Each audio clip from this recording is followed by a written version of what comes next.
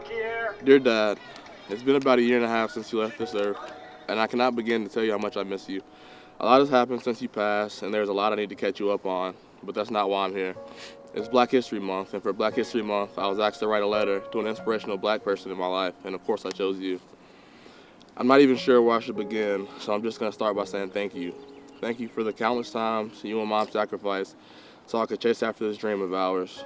Thank you for being there with me every step of the way and always knowing the right thing to say. And most importantly, thank you for inspiring me. I still remember the first time you got sick in 2007. I remember you telling the doctors to do whatever they had to do to save your life because you had to watch your boys grow up. I also remember you promising me that you would fight like hell. You spent most of that year in the hospital doing what you promised me you'd do. You fought. And that summer you were able to come home. Things weren't ever easy. For the first few months, you were on dialysis. Mom had to feed you through a feeding tube and clean your trach. I still don't know how she managed to do that every day. As time went on, you slowly got better, but you were never fully the same. I could tell you were weaker, you didn't have as much energy, and you had a tougher time sleeping at night. Yet you never once complained. Day after day, week after week, month after month, and year after year, I watched you grind, fight, push, and claw. Not for yourself, but for your family. I never understood why you worked so hard or why you sacrificed so much. It never really registered until you actually passed away. You see, you knew how sick you were. You knew that your time here was coming to an end, and yet you hid it so well. You knew that if you quit when times got hard, then you would have nothing to leave behind for your family. We were your why, the reason you worked so hard. When you passed away, I was all but done with this game. I had just watched another year go down the drain due to injury.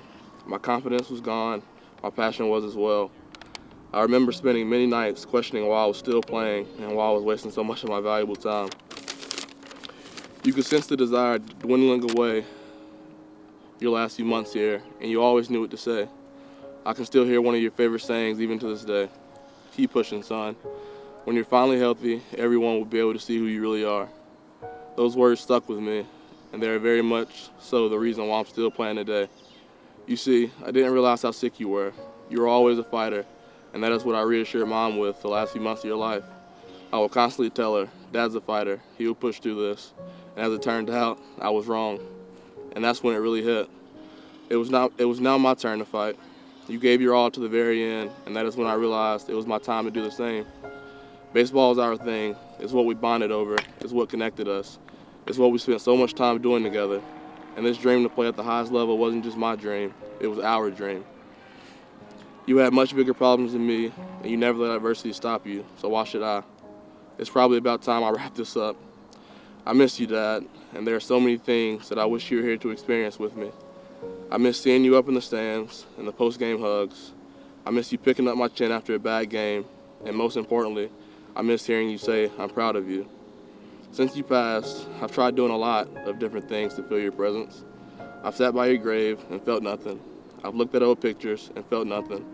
I've even played old voicemails to hear your voice, and I still felt nothing. But as soon as I step on a baseball field, the place I miss you the most, I feel as if you're right beside me, every step of the way. I wish I could see you, touch you, and hear you one more time. But I know without a doubt you're right here with me, Pop, smiling down on me. You truly have the best seat in the ballpark. I love you, Dad, and I miss you more than ever. I know that I'll see you again someday, but until that day comes, I promise to keep making you proud.